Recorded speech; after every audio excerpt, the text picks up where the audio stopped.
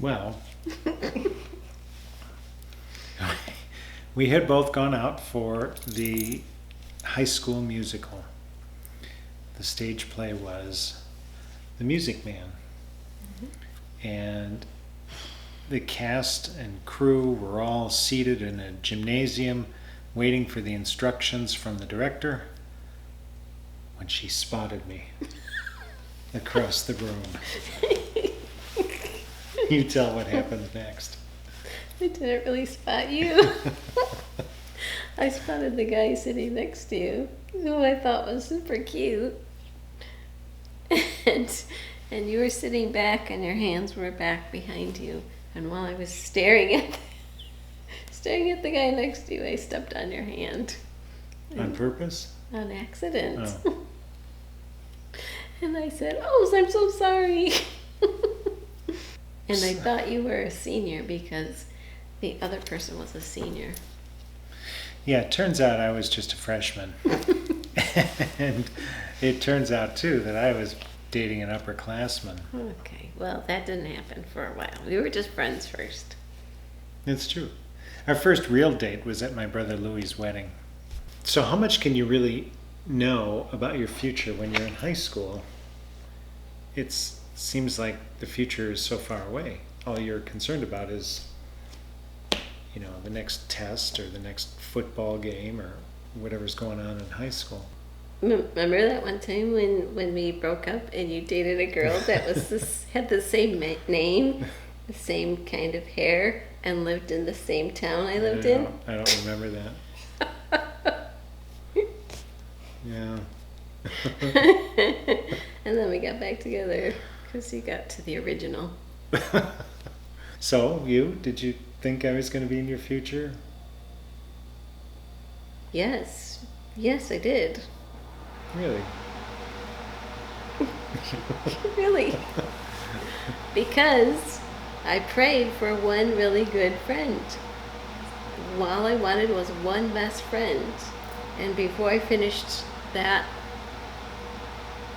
prayer, the phone rang, and it was you.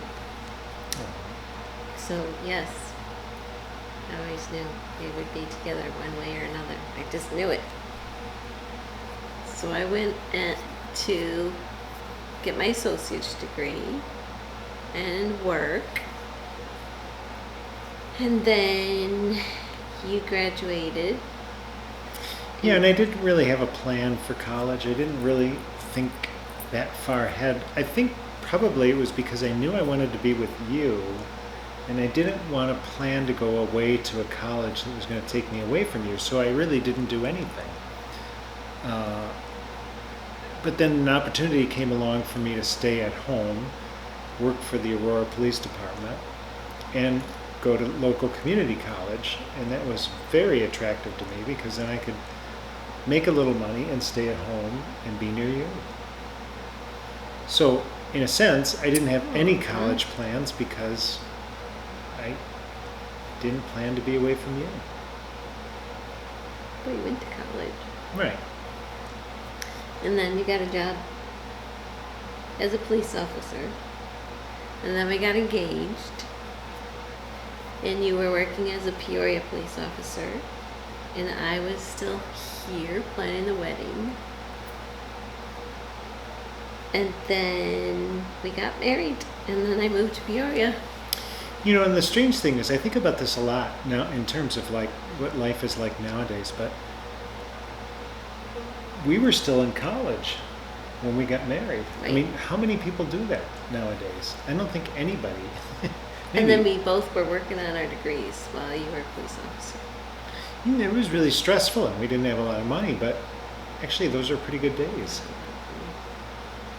Those were pretty good days because we had to rely on each other.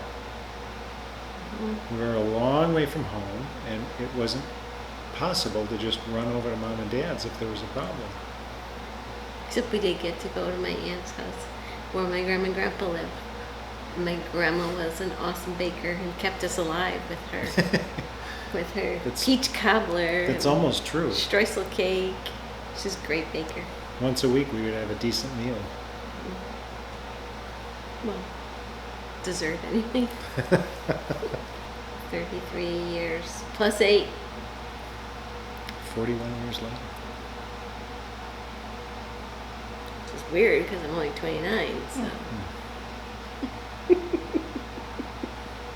Listening to each other and being flexible enough to grow with each other.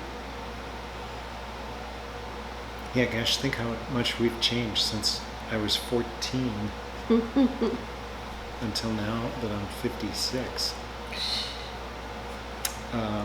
I think my advice would be make sure that your life partner is your friend, your best friend. Because there's going to be a lot more, nights where you're sitting around watching TV than are going to be romantic candlelit dinners.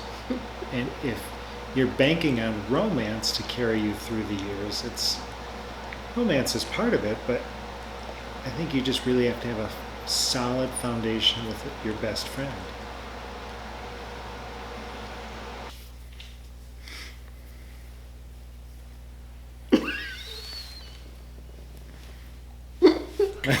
Nice. Nice bro handshake. Oops.